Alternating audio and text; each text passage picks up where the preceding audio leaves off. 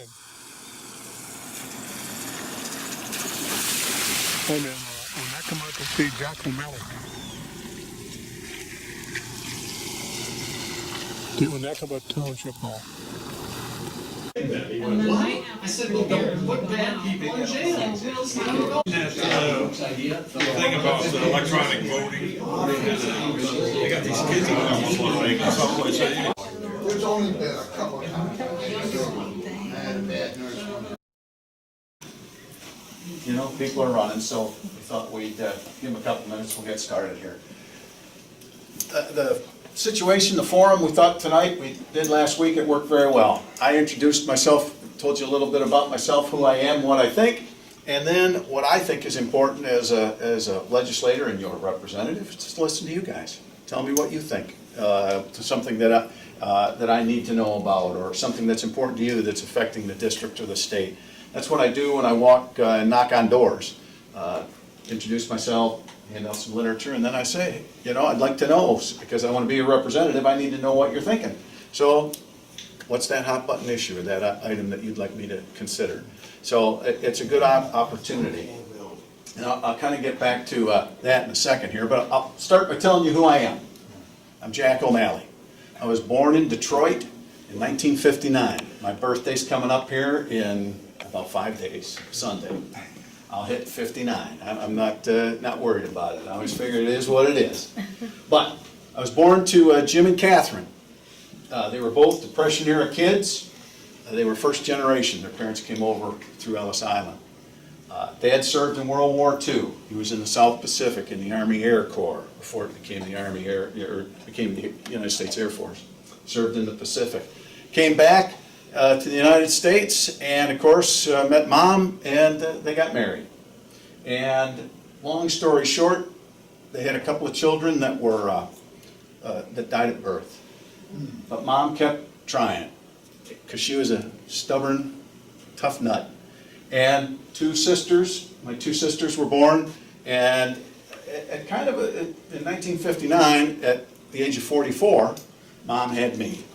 So I learned a lot from those two. Dad, of course, in the Air Force, very patriotic, loved this country. Of course, so did Mom. But the problem, or the situation there, was I lost my dad when I was 11. He died of cancer. So I was raised by a single mom in the city of Detroit. Two sisters, too, were there to help. But I learned a lot, and it kind of forged who I am today. One of the things that, one of the reasons I'm doing what I'm doing, running for office, is because I never served in the military. And part of the reason of that is because I was in high school, just getting out of high school just as Vietnam was ending. Vietnam wasn't the most attractive place. People weren't encouraging their kids to join the military at the time, and I didn't. And I can tell you what I did. I went off to college, and I majored in undecided for 3 years. And I realized college wasn't for me. So I went to a trade school.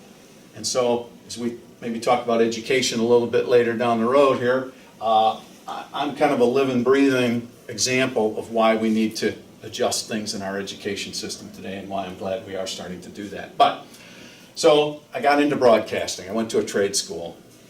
And I moved up to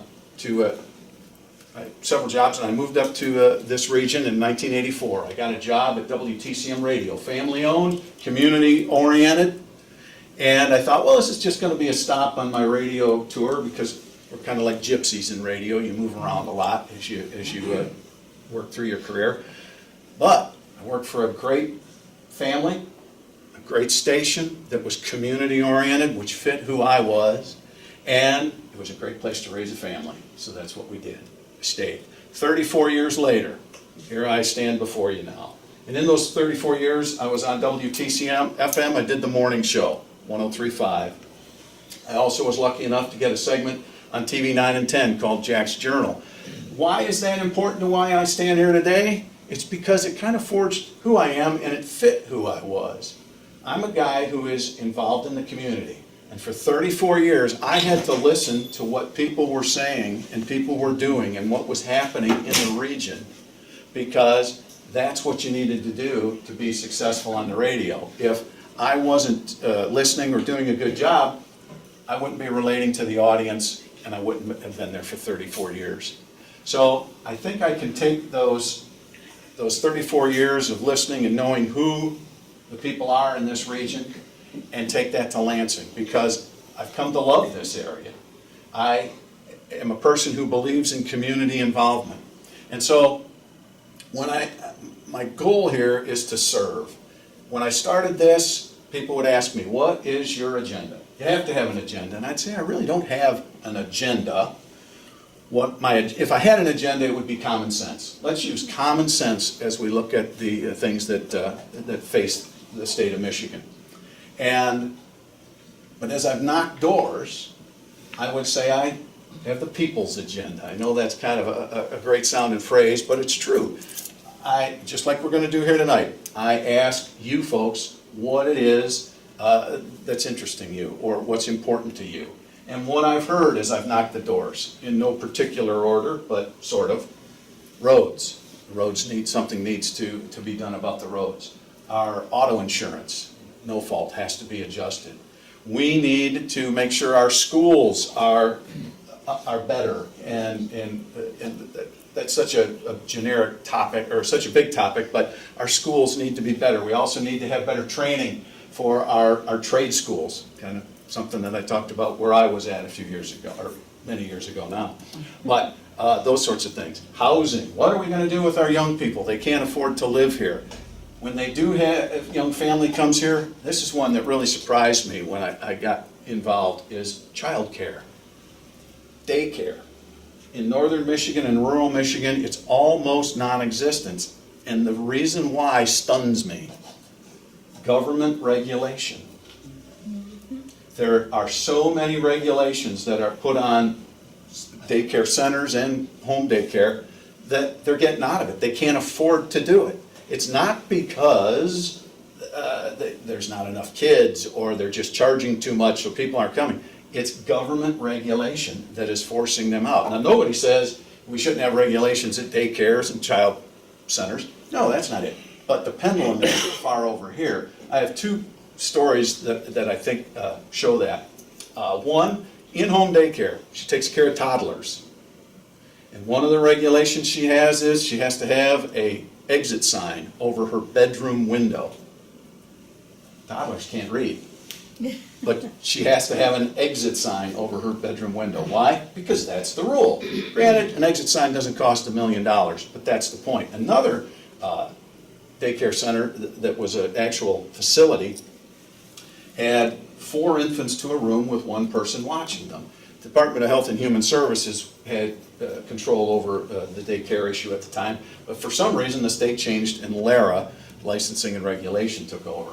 They came in and said, nope, you can only have 3 infants to a room. So now they either had to get rid of that child, not give them back to the parent that couldn't be there, or they had to hire another person. 2 weeks ago, 4 kids was fine. New organization takes over, says, oh no, it can only be 3. That's crazy. What's going on? So those are those overreaches that I think happen with government, and that's where I'm a guy who believes in, individualism. I believe that government is there for a purpose. It makes a lot of sense. We've got to have rules and regulations. We've got the yellow line in the middle of the road, but we need less government. The state needs to get out, more local control. Everything doesn't have to come from Lansing, and my goodness, things don't always have to come from Washington. But that's something that we need to work on, and I'd like to do. So, why do I think I can do this? I'll tell you why. For 34 years, I've listened to the people of the 101st, and that's the last time I'm going to call it the 101st tonight. I am now calling this the Fighting 101. Why?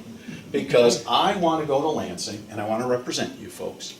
And I want to go down there and not just sit behind a desk and say, look at that, they elected me, and here I am. I want to get involved. I'm going to be 59 years old. I have a great career.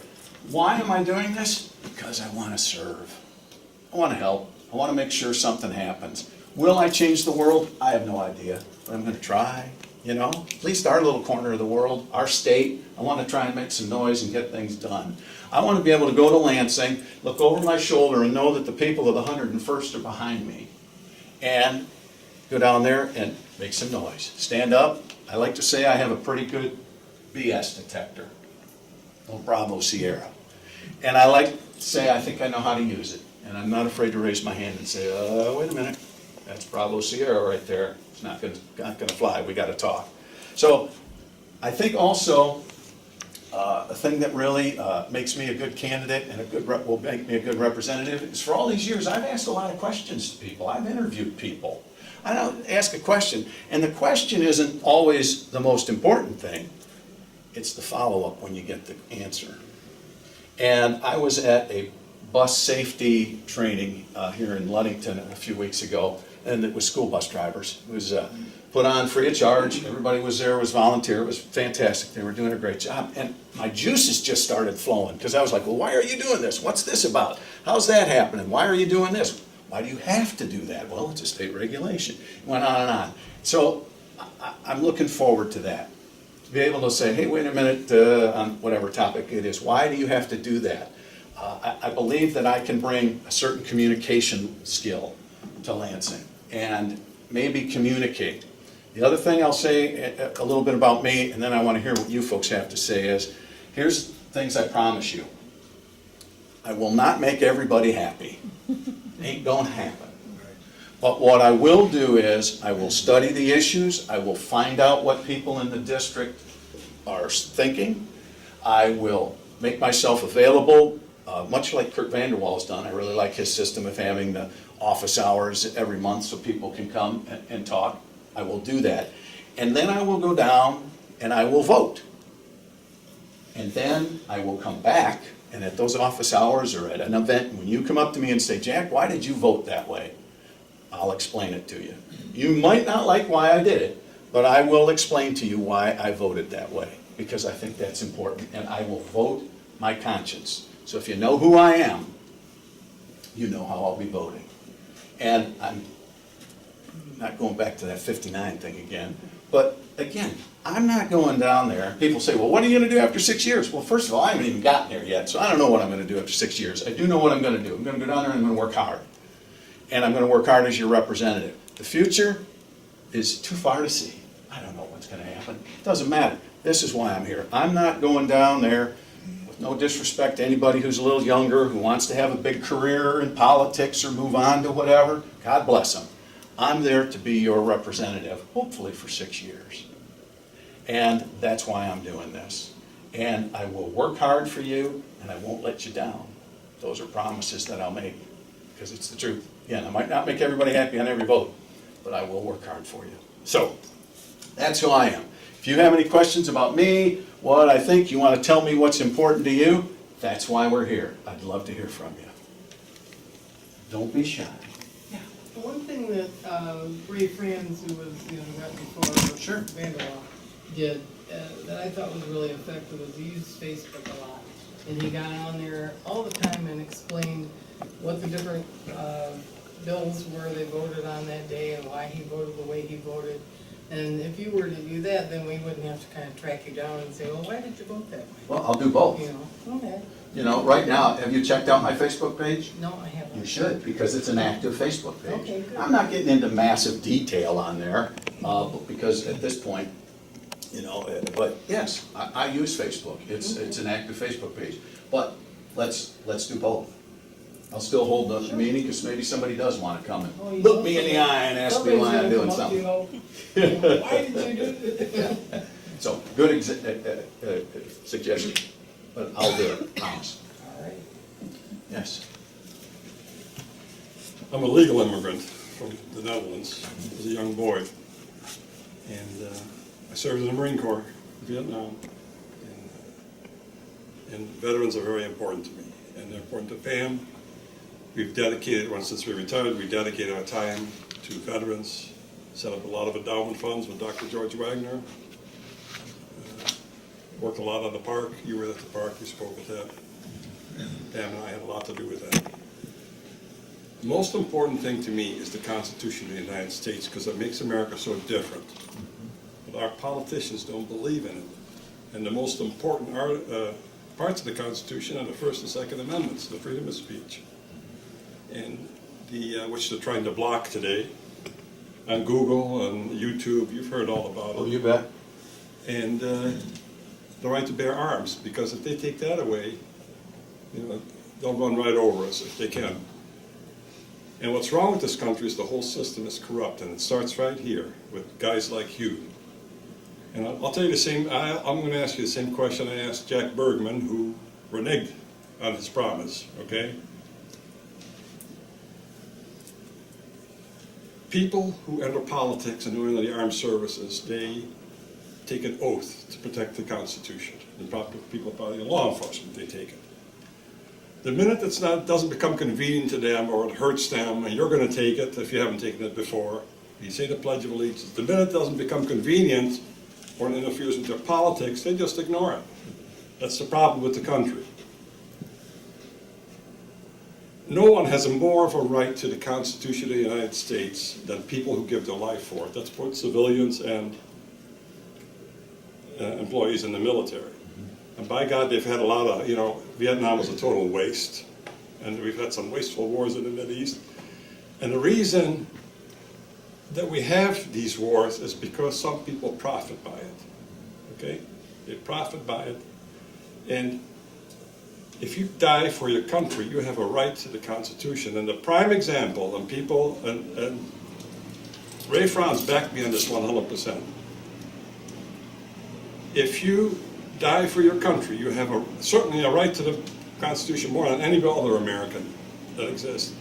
The men of the USS Liberty were attacked by Israel, and they were attacked at close range with machine gun fire and with PT boats. They shot firefighters and stretcher bearers at close range with 50 caliber machine guns. They jammed radio frequencies that were secrets. They got them somehow from the government, from our government. And our politicians don't want nothing to do with it because it's Israel. They walk away from that as far as possible. I asked Ray to support a resolution, and we have a plaque at the park for the USS Liberty. We had a big event there. I asked Ray will you advance a resolution to make USS Liberty Day, and I want the Israelis mentioned in it that they did it on that day, and he did, and he took a lot of heat for that. Maybe it cost him his job, because the guys in Lansing do not like Ray at all. And I don't have to read Facebook with Ray Franz, because I know how he's going to vote, how honest he is. I mean, that's how good the guy is. He's the only solid politician. Now, Jack Bergman said he would, and of course he gets to Washington, and I thought maybe somebody from the Marine Corps would be better than the rest of them, but he's not. He's just another politician. That's part of the other problem is, military officers are vetted by the Armed Services Committee. So what do you think is going to happen when junior officers find out, well, this guy didn't go to the political line? What do you think they're going to do? What kind of army are we going to have? An army of politicians, vetted military officers, that do the bidding of politicians. And whether people here know it or not, 9 out of the 10 highest contributors to Hillary Clinton were Jewish billionaires. They control our Mideast, they control the wars in the Mideast, they control our politics, and it's time that we put a stop to that stuff. Well, let me just say this. I'll start kind of at the beginning of your statement. I never served. That's why, and I've always felt that has been a regret of mine, because it wasn't, and I didn't serve my nation. That's why I'm doing this, because this is my opportunity to serve. I know it's not exactly the same, but hear me out. So that's why I'm doing it, because I didn't. But I have nothing but the highest regard for our military and our veterans. And I know there's a gentleman in the room here tonight, I think, that would support me when I say this. I have been nothing but a supporter of our veterans and all the causes, and I have fought for them whenever I've been able to. I've gone to meetings, and depending on housing, or not housing, but clinics and things like that, I've been there for them. And, I don't talk about it, but even except at that, the park and that day at the Veterans Park when they were dedicated, I wear my MIA POW bracelet. This gentleman who's from the Detroit area that went down in 1967, I believe it is. I remember him, Jeremy Jarvis. So I have a spot in my heart for our military and our law enforcement. I have a cousin who's almost a brother who is retired Illinois State Police. And I know, I've heard some of the stories of things he's had to do. So I understand what you're saying, I'm with you. Now, when it comes to Israel, I'm on the state level. There's not a whole lot I can do in Washington, but I can support our military back at home. I'm not asking you, I'm asking you for a resolution, that you back these guys, because if we don't back these people here on a state level, and I'm asking for a simple resolution to honor them and what happened that day, so, because the American people don't know the story. When I make speeches, 90% of the people don't know it. Well, Ted, 50 years old. I don't know all the details of the story you're talking about. So let's find the time to sit down so I can find out more, and we'll see what I can do. You know, I mean, sure, I'm happy I know to. these guys personally. I believe you. So that's why I say I need to sit down and talk to you more, All right. because I don't know all the details. So I don't want to go off saying I'm going to do something that I don't know the details. And the reason I bring it up all the time, and some people say, Ted, you can't be a one-issue person. I said, yes, I can, because I know if they won't back guys that die for the country, they won't back do anything else. That's the whole issue. That's the whole point. Yeah. Well, let's sit You'll down. stab them in the back, you'll stab everybody else in the back, you know? Yeah. So, that's my issue. Yep, I will, we'll figure out a time here before we leave tonight. We'll sit down here in the next few weeks, a few days, whatever, and All right. you'll enlighten me. Yes, I will. I know you will. Not a problem. Anybody else? Yes. What part of Detroit? Well, it was the west side, over. I won't hold that against her. Yeah. I was on the east side. No, you know, it was some great days back in Detroit growing up. It was a different city, and, you know, I know there's a kind of a downstate, up north rivalry that goes on, and I'm a northerner now, obviously, but I still have family there, and I've driven down to go to a ball game or two over the last few years, and I'm just excited that Detroit is on the rebound, and I know there's lots of politics that go involved with that, but overall, it's nice to see that it's coming back. I hope that downtown can spread out to the neighborhoods, because I go past my old house, and I keep the doors locked and keep moving, because it's still pretty rough.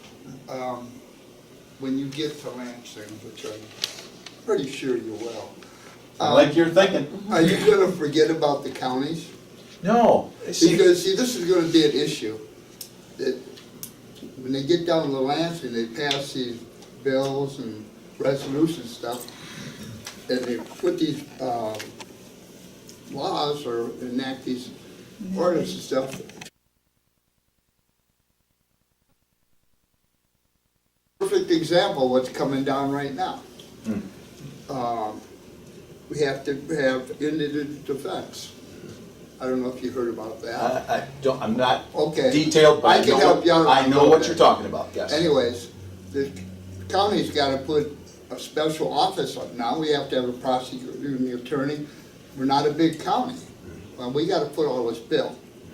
Okay, how would you finance it? I know how I would finance it. People- I don't know off the top of my head. I mean, I could be cavalier and say a pop bottle return, but obviously that'd be foolish. So, no, I don't know exactly, but let me say this, so you know where I'm thinking. Let me Yeah. get to that one point is, I'm a guy who believes local control is better. I don't like the fact that Lansing is telling counties what to do. We can talk a little bit about the mental health situation and how our county jails are becoming surrogate mental institutions. That's wrong. And those are things that it's like, wait a minute here. My BS detector's starting to go off right now. You know, it's like, no. Now, I will say this. I'm going to be one guy. Okay? One guy out of 110. But I'm going to have the Fighting 101 behind me. I'm going to have guys like you and you to come and say, hey, we need some testifying here. What's going on? What's happening? I've got people saying this. That's my plan. My plan is to not just say, well, here's what I think or go along. My plan is to say, Sheriff O'Hagan's got a real problem. What can you do to help me with the sheriff? My county commissioners have an unfunded mandate of, now we gotta have public defenders above and beyond what was already the law, and there's no money. How can you expect them to do that? That's gonna be my question. Now, what happens after that question, I don't know. But my plan is to fight for you. That's why I'm going. Yeah, I'm there in Lansing twice a month right now, and I will be there this Friday for a finance meeting with NAC, Michigan Association of Counties. Sure. Now, I'm on 2 committees there, and I'm one at the national level at NACO. So I'm willing to help you any way. I tell you what has been going on and so on.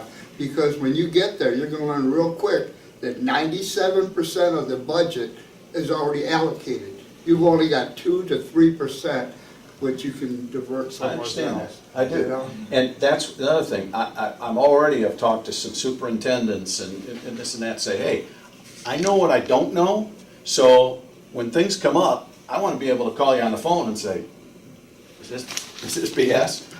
You know, what's going on, or what should we do, or what do you think? So that I can get a feel for that. I wanna be able to, I will be elected as your representative. That's what I'm planning on doing. I'm gonna be your representative. The 101, I will take an oath to the state of Michigan. Yes, I will. But I'm also asking you to let me be your representative. And that will be my balance, but I'll be able to do it. Yeah, one question I always ask, and I don't. Somehow I think you asked more than one question. And I always ask everybody when they come and they need money, is how are you gonna pay for it? And I know John's got that question before.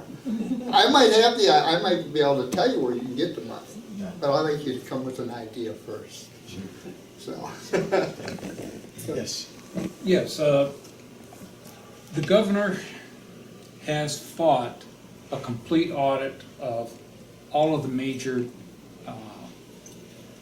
agencies and departments within the state.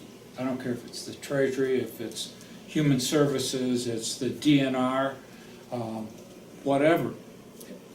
Department of Transportation, those have been fought. MEDC needs to be eliminated. He's fought that.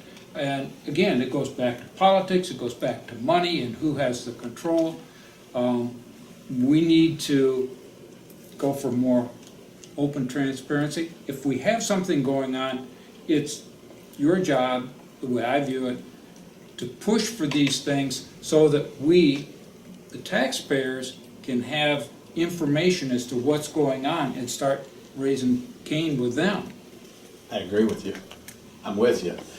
One of the things that I don't, I see how it works, I don't understand how it works, but what really bothers me is all of these departments that you just mentioned. They run the world. And there's really nobody, even as a state legislator, with term limits especially, there's been stories I've been told, you know, hey, why are you doing this? Why don't you do this or do that? We don't have to do anything, we can just wait you out, because I'm gonna be here for 20 years, you're here for 6. And that's been said to guys like Ray France and Bruce Rendon, who I've talked to. Those are things that, oh, wait a minute. You're the department of whatever. I've got the 101st behind me here. Who are you? So I'm with you. I think that there should be more transparency. They are, even though they weren't elected, they're still civil servants. And yeah, there needs to be that. So I'm with you. I don't know how we're going to go about getting it, but we'll try. Put a bill in. Yeah, but see, Do like they do, make it a sneaky amendment to a bill to say, hey, within 90 days you have to do this. And just a simple one-line amendment. and maybe that'll work, I don't know, but and God, if it does, let's do Depending it. on who the speaker is. But let's say, but then what happens is, well, we'll get to it, or we'll do this, or they hem and haw and stall, and that's not right, because they've got their little fiefdom. That's not to say they don't do good things. I'm not here to say that they're terrible people, but they're protective of what they do. And I'm with you. They should be able to say, hey, this is why we did it. Like I'm going to do when I come back and you say, Jack, why'd you vote for that? I'll tell you why. Again, you might not agree with me, but I'll tell you why I voted. I'll have voted my conscience. Yes, sir. When Ray was in the position before, and the gas tax was a huge mess. The way he laid it out was really worthwhile. But he was told by some of his others that if he didn't vote that specific way, he would kill everything he wanted, every committee assignment, everything else. Basically, he was held hostage. how would you face that situation? Tell you how I think I face that situation. Hopefully, with my communication skills and my great charm, I'll be able to maneuver some of that, because let's face it, there's a term, playing politics. And that's not necessarily something you do at the corner store or in your office, but it's called playing politics. You got a bill you need passed, I got a bill I need passed, I'll vote for yours even though it doesn't really mean a whole lot to me, same here, you're gonna vote. So there's that playing politics. You gotta make relationships. But, as I said, I will vote my conscience. Because I can't, I don't want to give a specific instance because who knows. I'm like watching Judge Kavanaugh's thing today. Hypotheticals are tough. But something comes up, sorry, that's not who I am. That's not what the 101 wants. Give you another example. Maybe what happens is people back home are telling me, we need to do this, we need to do this. But I'm the one who's sitting there hearing all the testimony. And I'm like, no, you don't want this. I got to vote opposite of the 101 for whatever reason, because of the information that I've gotten as your representative. So I vote against you. I got to come back here and try and explain to you. And hopefully I'll have done it a little better before the vote too, as to why I'm going to vote the way I do. So I guess the answer to your question is, as I stand here today, I will vote my conscience. And like I said earlier, I'm not some 30-year-old guy, I wasn't one who's wants to become king of the world. As I stand here today, I want to be your representative. So I'm not so much worried about all that stuff. I do want to make sure that I have good relationships with people, because that's how things work. But I understand what you're saying, and that's what I'd say. I'm not here to be king of the world. I'm here to be your representative. He was kind of threatened though, which is pretty tough. Yeah, but you know, we're not a bunch of Boy Scouts. You know, somebody comes in, well, leave my office. You know, it is. Yes, sir. I heard that Ray's defeat was engineered in Lansing by the power structure over there that encouraged Vanderwalt to, and not like Kurt Vanderwalt, don't get me wrong, but they wanted Ray out of there, so they engineered it to get a popular guy to run against them, split the vote. And that's how dirty politics are played all the time. Split the vote and then have you, for example, run in this district. But which didn't matter because Ray was out. I mean, that didn't matter at all. But the fact that what I don't like is, and I haven't checked all of this out, but I will. I understand that Ray supported Kurt Vanderwalt pretty well, and I haven't seen even the negative ads. I missed them, but Kurt did not. Ran negative ads against Ray, which I think is wrong, really, really wrong.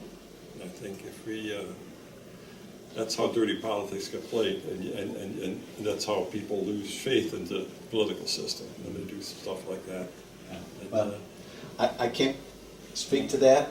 People ask me who I was pulling for state representative, and I said, they're all three good men. Let the people decide.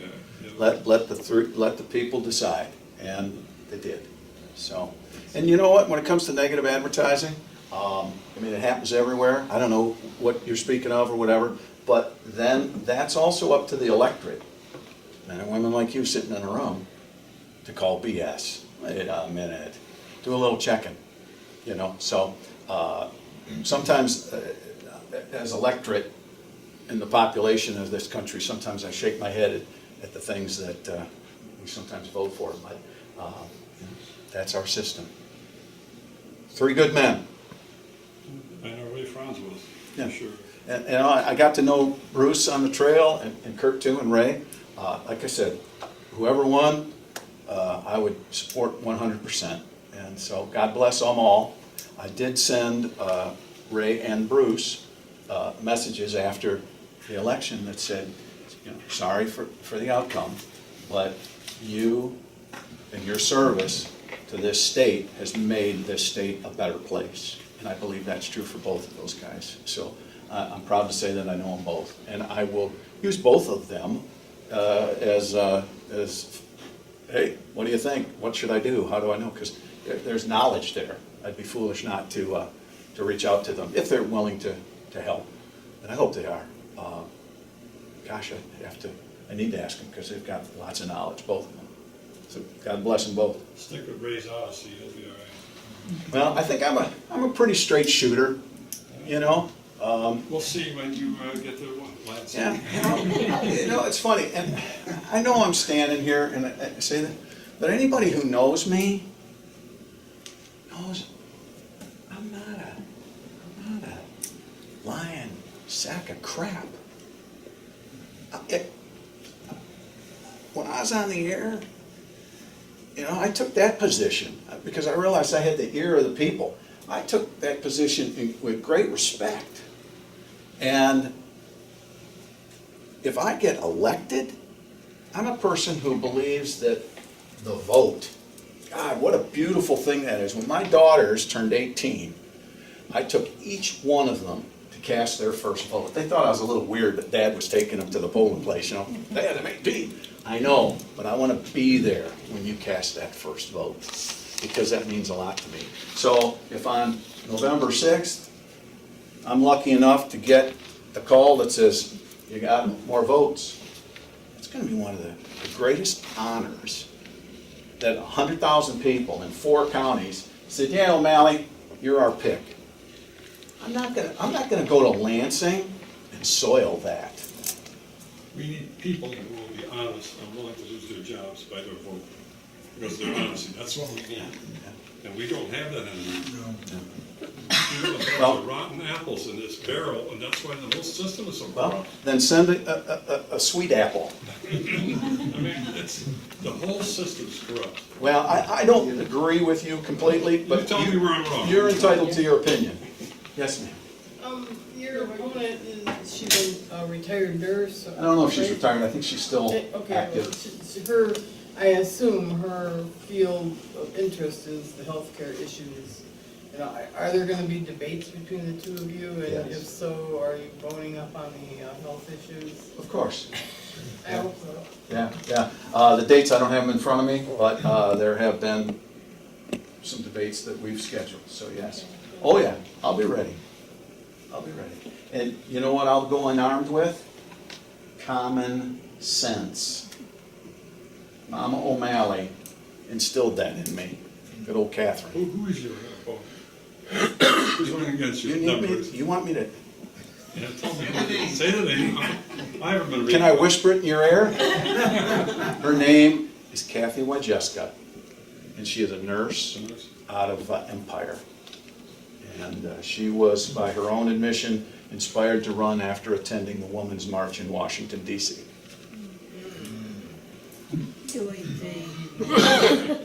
So, and on that topic, I think right there will be some very clear differences between the two opponents. You've been doing your homework now. When you get down to Lansing, there's the roads, the schools, the state budget, which one they're all important. Now, the schools are kind of a mess right now. How are you gonna help allocate funds between that and everything else to keep everything on the straight and narrow, for whatever committees you're on?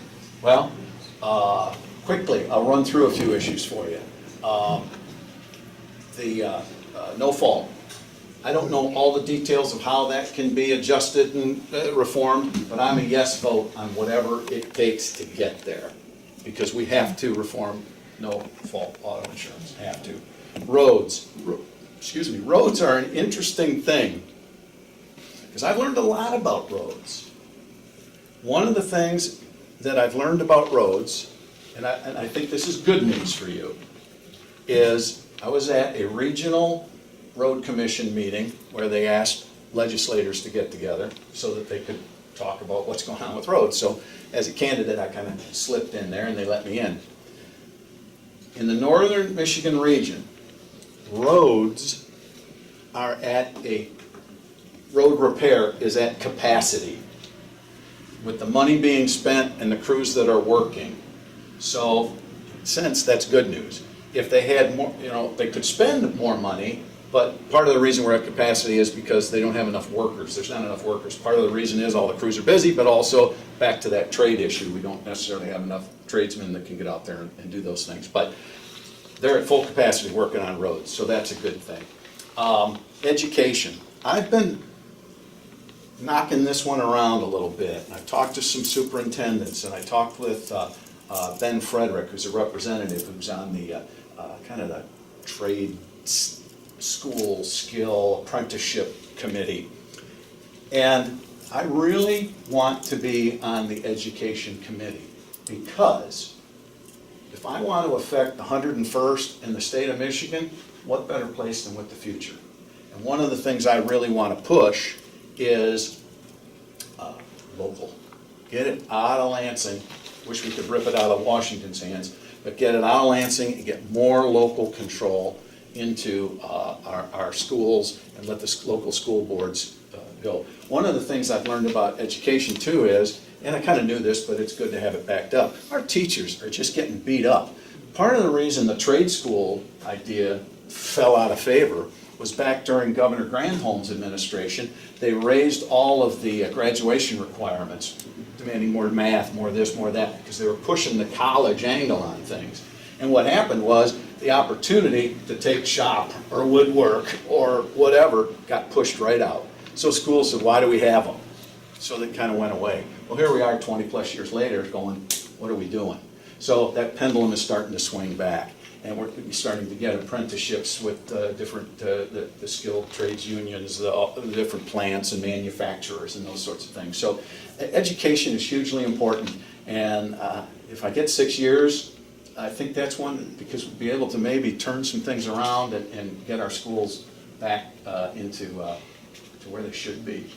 What I find strange is that, I've talked to a number of people, like I've been to college for a while, that so many schools are reliant on grants. There's no other money coming in, but is there a way you could break away from that, needing to beg and borrow to get the money from either? I don't know exactly what you mean by grants. I do know that that from a funding standpoint, we're at the highest per pupil funding that I think we've ever been. It's been higher at one point, but I've heard that it's at the highest it's ever been. So the money's getting there.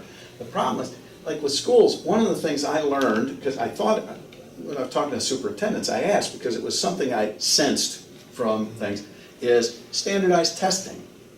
School year is 1,100 hours. I think it's 1,080. So let's say 1,100 hours. Depending on the grade, you are spending between, the student is spending between 10 and 15% of their school year. I'm not great in math, but that's a lot of hours. Taking standardized tests. That does not include the amount of time that the instructors are teaching them, the teachers are teaching them how to take those tests. So how about we cut that back to 1 or 2 standardized tests? We let the kid go to wood shop and we get this thing rolling again. It's this think tank, Lansing, oh, let's get another test. And you talk about somebody's probably getting paid to administer that test. Let's get it back to the local school boards. Let them decide what they want to do. Let them decide where they want to put the money. So grants, I don't know, I'm assuming it's for, every situation's different, but if they want to put up, do this or get a new program here, they've got to look for funding on their own, so. You have to have a grant writer to write the best grant, Yeah. and there's money right there to hope Yeah. they can get them. It's a tough call for Yeah, them. so that's what I mean. I think if I were king, I'd look good in robes. If I were king, I'd like to get all the people that were in charge into a room and give them a big old whiteboard and a couple of markers and say, you don't get any pizza or you don't get to come out until you fix how schools are funded and how they operate. Ain't never gonna happen. But it's what I'd like to do, because I've had one gentleman say, I said that to him, who's involved in the Lansing thing, and he laughed and he said, that's really what needs to happen, but it's never gonna happen. So I'll have to go there and work within the system and try. And I've made my request known to those evil powers that be that I want to be on the education committee. Whether I get it or not, I don't know. I got to get there first, but I think that's one that I really want to be on because it could have such a big impact on the state in the long run, and maybe be dead and gone but maybe something I've done will have made a difference. I think that you need to get out there and let people know the programs that already exist. Like a lot of your education programs, workforce development is putting them on right now, especially in our region. But I don't think that people are getting the message of what's really out there. Well, and I'll tell you what, that's something I think that's a problem in a lot of areas, and being a guy have been in advertising and promotion all my life, it's one of the things, I'll give you an example, is I want to meet with some of the firefighters, the volunteers, because everybody's hurting for people. Well, why don't we advertise this? Why don't we promote this? Why don't we, well, we do. Well, how are you doing it? Can we do it better? So, you know, I'm one of those guys that when I hear well, we have to spend more money on educating the public on this issue, I go, oh my good gosh, you know, but there's some truth to that. We've got to get the word out, and there's lots of ways to do it. And a lot of those programs that they used to give have been cut. Well, another thing that I learned about, going back to the education thing, is counselors, our school counselors. Many of them were trained in four-year education, because that's what they were expected to pitch. So a lot of these counselors now have to be re-educated on the fact that, hey, there are all these trade school options out there, or there are these apprentice options out there. So even our counselors have to kind of be retooled, because that's not what they've been promoting for the last 30 years.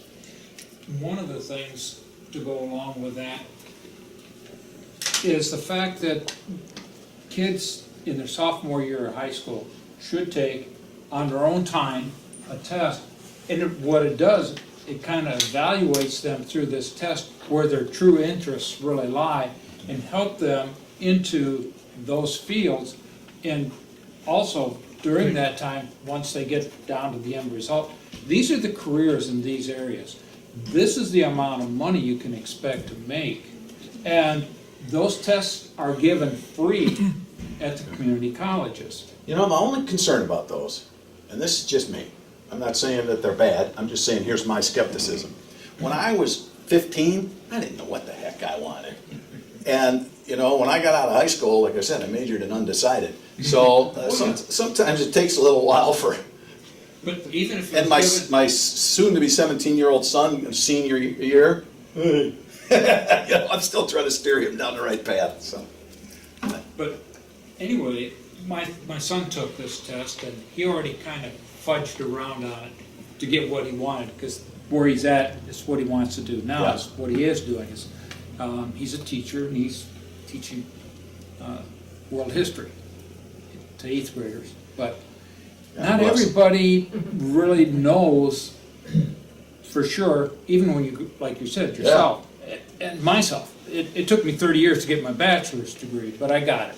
I got kind of sidetracked with several apprenticeships. So going back to skilled trades, I've been there. I've done both. Both have a lot of benefit, because whatever you learn, they can't take from you. And even with the sheriff's department, one of the problems we have in northern Michigan, everywhere actually, throughout the country, is drugs. Go take a pee test. Go take a hair follicle test. Can you pass it? Am I right?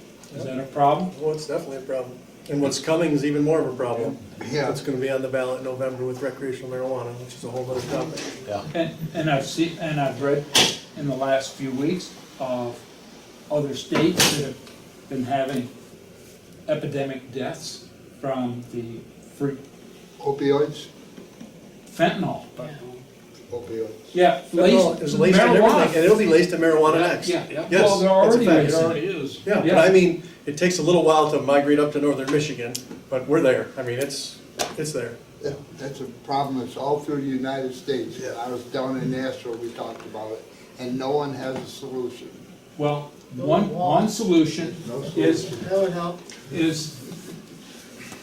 I don't know, the border helps, but mandating a complete test of every vehicle coming across that canine, because they have found semis Well, where they've false contain, Yeah, panels in them. it's, It's yeah, ludicrous. it's a whole issue. Yes, sir.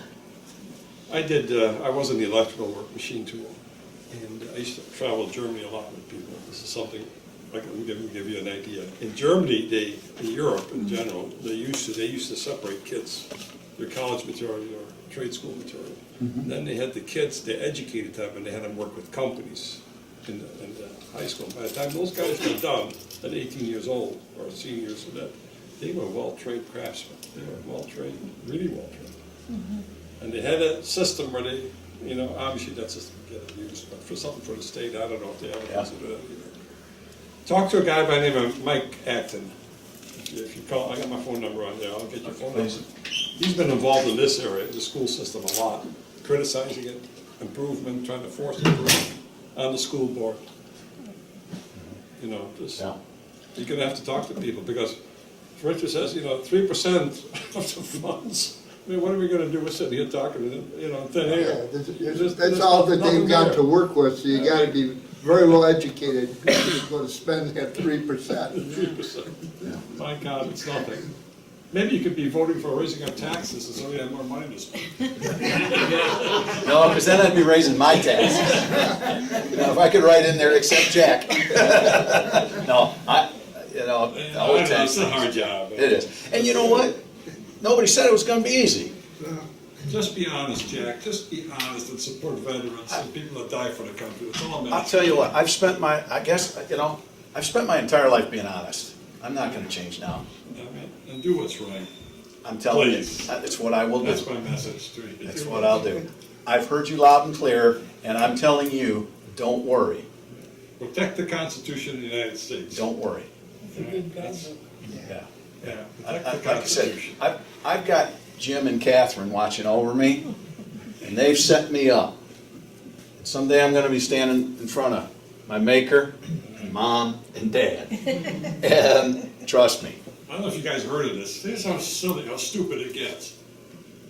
There's people, the Jewish people make only up 1.7% of the population in America. They control everything. There's six corporations own the news, 95% of the news. They don't want you to criticize Israel for any reason. They don't care. They're shooting legs off of boys in the Gaza border. And they've shot 16,000 people. Just think if we shot 3 at the Mexican border, what kind of problem we'd have. But in Texas, after the last hurricane that they went down there, they had anti-BDS law, which we have one in Michigan. It's more hidden. Anti-BDS law. If you want a loan from the state to rebuild your house, you can't criticize Israel. well, They have an anti-BDS law in Kansas City. It's letting you want to be a teacher. You can't criticize. right now I'm focusing on Michigan. I get what you're saying, but I gotta be focused on the Great Lakes state. I'm focused on veterans and USS Liberty. I understand you, and I'm gonna be focused on the state of Michigan and those things, because that's where I'm headed. Support them with a resolution. Very good. I guess the other thing I've heard of lately are, the lakes out in, Lake Powell and Lake Mead are way down low, Really? really low, like 48%. And we always go in the springtime out west. And, there's all these people out there in the desert trying to live, and we have all this water. And, they always like, well, you're from Michigan, you should give us some of your water. No, we shouldn't. You're stupid enough to live in the desert. I agree That's with your you. problem. Drink sand. And I guess I just worry about, when I read that, I thought, uh-oh, they're gonna come after Lake Superior. Well, They have been trying for Yeah. water out of the Great Lakes for Yeah, 60 years. yeah. well, Because when we were in high school, I remember them advocating a pipeline to run from the Mississippi and opening up the Chicago River to dump more water into that so they could yeah. transport it out. The thing is, as she was saying, yes, the levels are down, but it's because they have been forced because of the immigration of population instead Oh, of yeah. saying, oh, excuse me, we can't support any more people out here because we don't have the resource. Oh, no, they always look that, it's other people's water, we'll just borrow from them and, it's not mine, I'm not gonna worry about it, I'm protected, but we're gonna take from somebody else. Well, as I understand it, don't claim to be an expert, but, you know, we do have the Great Lakes water pacts between the Great Lakes states and Canada. So there are some safeguards in there. Obviously, if I'm in the State House and something that looks like it's actually gonna dust up to something that might happen, you'll hear your Representative O'Malley squealing. You know, obviously, yeah, it's crazy. Yes, ma'am. What do you think of the pipeline issue? Line 5? Well, the things that it's, Yeah. yeah, under Line Blackhawk. That's an interesting situation, because let me tell you who I am too. I believe that as a political machine, we can disagree on topics, whatever the topic is. You know, I might not agree. But let's find those areas where we do agree, and let's bring the noise, let's bring the emotion down to where things can be discussed. Line 5 is a very emotional issue. I went to Senator Peters' hearing in Traverse City a couple of weeks ago and listened to the head of pipeline safety for the United States. I listened to, I forget her rank, I'll say she's an admiral, I don't know if she was, with the Coast Guard, who was in charge of Great Lakes emergency cleanup, and the National Oceanographic Atmospheric Administration, the NOAA people, they were there. And I listened to what they had to say. Next Wednesday, I'm taking a tour of Line 5. I want to go up. Remember I said I like asking questions? I'm going up and I'm going to talk to Enbridge. And I'm going to say, what about this? What about that? What about this? Here's what I believe as it stands right now. I don't know what the answer is, because I'm not an expert and I'm trying to get more answers. But I do believe this, that Line 5 is not a ticking time bomb. Do we need to do something with it? Probably. What do we do with it? I don't know exactly. Is it the tunnel? It's kind of the way I'm leaning. Do we leave it where it is? If we pipe it around other ways, now we've got trucks on the road and so on and so forth. So, but the people that are emotionally saying shut it down, if we shut that down, the UP propane prices go through the roof, because it gets 65% of the UP's propane goes through that pipe. That pipe, one of the things I've learned that is told is that oil never even touches Michigan. It goes right through the state and into Canada, which is true, because we don't have the refinery. It gets refined, it comes back into the state of Michigan. So there's an economic impact with all of that. So we can't just shut it down. I've also been told by experts that, and read, that a pipeline is the safest way to deliver oil, or any fluids like that, and that a pipeline underneath water, when maintained properly, has a life expectancy that's indefinite, because it's sitting down there, nothing's bothering it. Now, some dumb guy drags an anchor across it, we got an issue. So, but that's why I say, I don't know exactly what the answer is. From what I've read, the tunnel makes sense, because little did I know, there are other utilities down there. They can take all those different things, put them through a pipe that I guess is like 12 feet tall, 10 feet, 12 feet tall. Now, engineers and maintenance people can walk down in a nice dry tunnel, which is below the lake bed, and work on it. And when people say, well, a tunnel this, tunnel that, I don't know, have you ever driven through the Detroit-Windsor Tunnel? That thing's been there 80 plus years. It gets a little humid down there and gets drippy, but it's below the surface of the lake, of the riverbed, and it's fine. So I'm not claiming I'm saying this is what I want to do, because I need to learn more. And I'm really looking forward to next Wednesday when I go get hands-on. I don't know the issue. I was at a little class reunion. I graduated in 1961 in Traverse City. Do you know John Olson, who's up there in Traverse City? He owns a golf course. But Oh, is the Elmbrook? Yeah, yeah, he was in my class, and he was at the little luncheon thing, and, yeah, he was talking to me about how important that issue is to him, that he really strongly feels as if voting, he doesn't want it to continue. Now, I don't know, is the tunnel an alternative to the current system? Yes. Yeah. Okay. Well, here's the way I look at it is, and that's the emotion of this. Nobody wants Lake Michigan or Lake Huron flooded with oil. But here's what I heard at that Senate panel, or the Senate hearing. the pipeline safety people and the Coast Guard said, we are doing everything